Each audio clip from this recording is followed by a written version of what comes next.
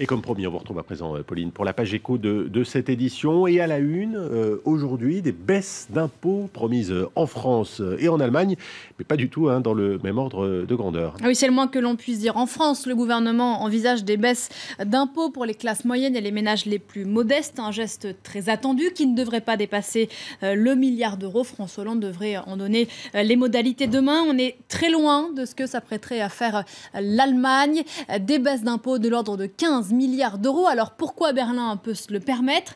Parce que son économie est au beau fixe, sa croissance est stable, la consommation aussi, le chômage est bas, 6% de la population active, c'est le niveau le plus bas depuis la réunification en 90, et la balance commerciale allemande est positive. Enfin, fait assez exceptionnel, l'Allemagne est excédentaire. Ouais, ça fait même 3 ans que l'État allemand et les Länder dépensent moins que ce qu'ils reçoivent comme contribution. Oui, pour ce premier semestre 2016, les comptes publics affichent un excédent de plus de 18 milliards d'euros, 9 milliards rien que pour l'État allemand, quand dans le même temps, le déficit français, lui, se situe autour des 70 milliards d'euros en négatif. Donc, le gouvernement allemand récolte les fruits d'une rigueur budgétaire, souvent, il faut le dire, impopulaire. La pression est donc très forte pour que les choses s'assouplissent et pour qu'on aille vers ces baisses d'impôts.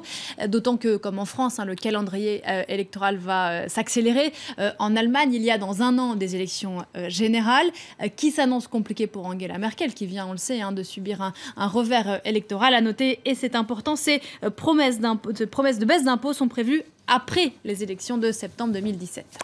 On reparle à présent, Pauline, du scandale Barroso, l'ancien patron de la Commission européenne, embauché, on s'en souvient, par le géant américain de la finance, Goldman Sachs. Oui, l'été n'a pas éteint le feu, loin de là. C'est la médiatrice européenne qui a décidé de lancer cette première charge officielle face au silence de Bruxelles. Elle s'appelle Emily O'Reilly, elle est irlandaise.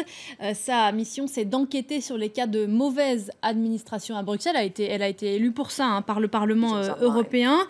Vous la voyez, elle était il y a quelques semaines sur l'antenne de France 24. Elle a écrit à l'actuel président de la Commission, Jean-Claude Juncker, pour lui demander de clarifier la situation de son prédécesseur, qui suscite, selon elle, sur les termes qu'elle a employés dans sa lettre, le trouble, un moment très délicat pour l'Union, en particulier pour la confiance des citoyens envers leurs institutions. L'ancien président Barroso, nommé donc président exécutif de Goldman Sachs à Londres, n'a pas caché au cours de l'été qu'il aiderait la firme américaine à passer le cap du Brexit à Londres, un comble pour un ancien haut fonctionnaire européen. Emily O'Reilly a donné un mois à Jean-Claude Juncker pour obtenir des réponses.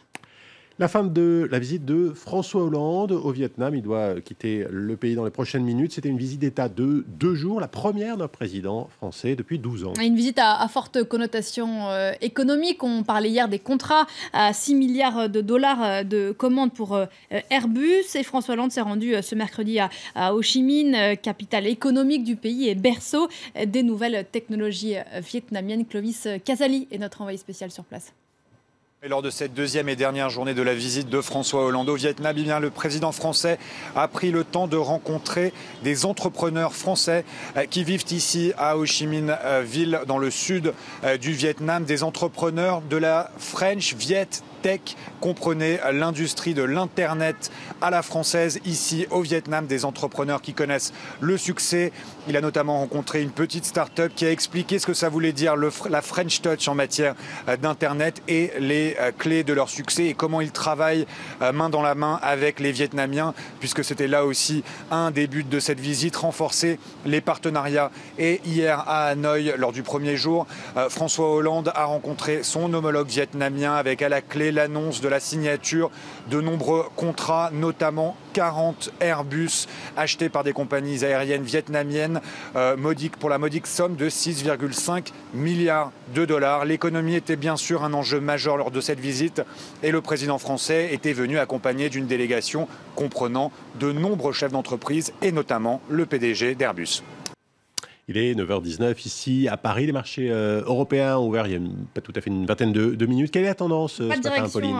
Très claire ce matin. Vous voyez, le FTSE est stable. Le DAX et le CAC sont à plus 0,20%. En Asie, le Nikkei a clôturé dans le rouge ce matin, mais tout de même au-dessus des 17 000 points, à moins 0,41%. À noter, on suivra aujourd'hui l'évolution du titre Apple, alors que la firme à la pomme organise sa keynote de rentrée, au cours de laquelle il devrait présenter son nouvel iPhone 7.